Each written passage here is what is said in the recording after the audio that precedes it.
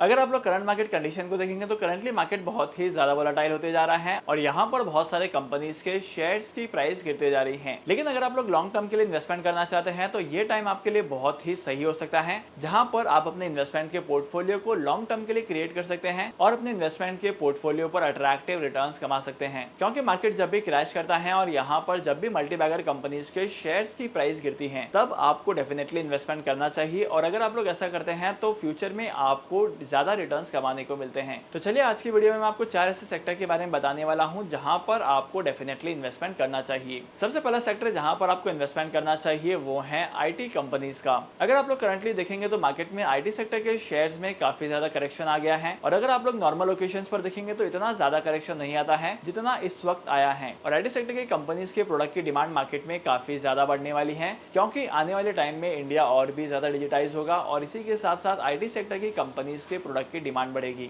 Currently market में ऐसी बहुत सारी कंपनीज हैं जो आईटी सेक्टर की कंपनीज को अपना काम आउटसोर्स करवाती हैं, फिर चाहे वो वेबसाइट बिल्डिंग का काम हो, फिर चाहे वो आईटी के टेक्निकल्स का काम हो या फिर चाहे किसी भी तरीके का काम हो। और पिछले 5 साल के अगर आप लोग आईटी सेक्टर के ग्राफ को देखेंगे तो यहाँ पर आईटी सेक्टर के इंडेक्स ने काफी ज्यादा अट्रैक्टिव परफॉर्मेंस दिखाई है। तो डेफिनेटली आपको इस सेक्टर में इन्वेस्टमेंट करना चाहिए। अगर आप आईटी सेक्टर में इन्वेस्टमेंट करना चाहते हैं तो आईटी सेक्टर में इन्वेस्टमेंट करने के लिए बहुत सारे ऑप्शंस अवेलेबल हैं मार्केट में, जहां पर आप लोग इन्वेस्टमेंट कर सकते हैं। करंटली आप लोग आईटी सेक्टर में टीसीएस के शेयर्स में इन्वेस्टमेंट कर सकते हैं, इन्फोसिस में कर सकते हैं, एचसीएल में कर सकते हैं और तो और आईटी सेक्टर की बहुत सारी ऐसी कंपनीज हैं जहां पर आप इन्वेस्टमेंट कर सकते हैं। इफ यू वांट मुझे कमेंट सेक्शन में बताना, मैं इसके ऊपर एक डेडिकेटेड वीडियो लेकर आऊंगा। सेकंड इंपॉर्टेंट सेक्टर आता है बैंकिंग का। अगर आप लोग करंटली मार्केट में देखेंगे तो मार्केट में ऐसे बहुत सारे बैंक्स के शेयर्स हैं जो लगातार गिरते ही जा रहे हैं और अगर आप लोग यहाँ पर इन्वेस्टमेंट करते हैं तो कुछ पर्टिकुलर कंपनीज के शेयर्स में इन्वेस्टमेंट करने पर आपको अट्रैक्टिव रिटर्न्स कमाने को मिल सकते हैं, क्योंकि सेक्टर की कुछ कंपनीज ऐसी हैं जिसके फंडामेंटल्स तो स्ट्रॉन्ग है लेकिन करंट मार्केट कंडीशन के हिसाब से उस कंपनी के शेयर्स की प्राइस गिरते जा रही हैं। और तो और अगर आप लोग यहाँ पर शॉर्ट टर्म के लिए भी इन्वेस्टमेंट करते हैं, यानी कि 9 to 12 मंथ के लिए इन्वेस्टमेंट करते हैं, तब भी आपको अट्रैक्टिव रिटर्न्स कमाने को मिल सकते हैं। लेकिन बैंकिंग के सेक्टर में इन्वेस्टमेंट करने पर आपको हमेशा ही ध्यान रखना है कि आपको रिसर्च करने के टाइम पर ज्यादा टाइम लगाना है, क्योंकि अगर आप लोग ऐसा नहीं करते हैं तो आप किसी गलत कंपनी के शेयर्स में इन्वेस्टमेंट कर देंगे,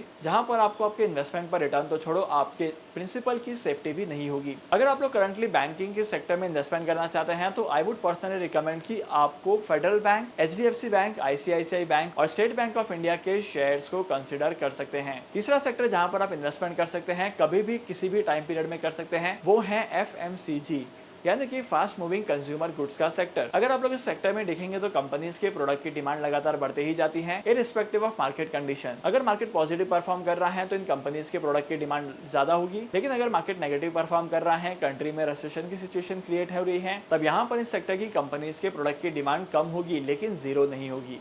इसका मतलब यह है कि मार्केट की एडवर्स सिचुएशन में भी इन कंपनीज के शेयर्स में आपको अट्रैक्टिव रिटर्न्स ही कमाने को मिलेंगे। इस सेक्टर में इन्वेस्टमेंट करने पर आपकी ग्रोथ का पोटेंशियल भी ज्यादा होता है और डेफिनेटली आपको अट्रैक्टिव रिटर्न्स कमाने को मिलते हैं। यहाँ पर इन्वेस्टमेंट करने के लिए बहुत सारी कंपनीज के शेयर्स हैं, इसके ऊपर मैंने डेडिकेटेड वीडियो बनाई है चैनल पर। अगर आपको यहाँ पर इन्वेस्टमेंट करना है तो आप HUL यानी कि Hindustan Unilever limited, Dabur, PNG और वही बहुत सारी कंपनीज हैं जिनमें आप कंसिडरेशन कर सकते हैं। करंटली अगर आप लोग इलेक्ट्रिक व्हीकल्स और सेमीकंडक्टर के स्टॉक्स को देखेंगे तो यहाँ पर उन कंपनीज के शेयर्स ने भी पास्ट में काफी अट्रैक्टिव रिटर्न्स दिए हैं। करंटली गवर्नमेंट ऑफ इंडिया भी इलेक्ट्रिक व्हीकल परचेज करने के लिए बहुत सारी सब्सिडीज दे रही है और इसी के साथ साथ इलेक्ट्रिक व्हीकल मैन्युफैक्चर करने वाली कंपनीज को भी सब्सिडीज मिल रही है। मतलब करंटली गवर्नमेंट ऑफ इंडिया जो है वो इलेक्ट्रिक व्हीकल्स के प्रोडक्शन को बढ़ाना चाहता है और अगर आप लोग करंट लेवल पर इन्वेस्टमेंट करते हैं इलेक्ट्रिक व्हीकल्स के शेयर्स में, सेमीकंडक्टर के शेयर्स में, तब भी यहाँ पर आपको अट्रैक्टिव रिटर्न्स कमाने को मिलेंगे, क्योंकि इलेक्ट्रिक व्हीकल की डिमांड मार्केट में बढ़ते जा रही है और सेमीकंडक्टर जो है वो इलेक्ट्रिक व्हीकल के मैन्युफैक्चरिंग में बहुत ही इंपॉर्टेंट रोल प्ले करते हैं।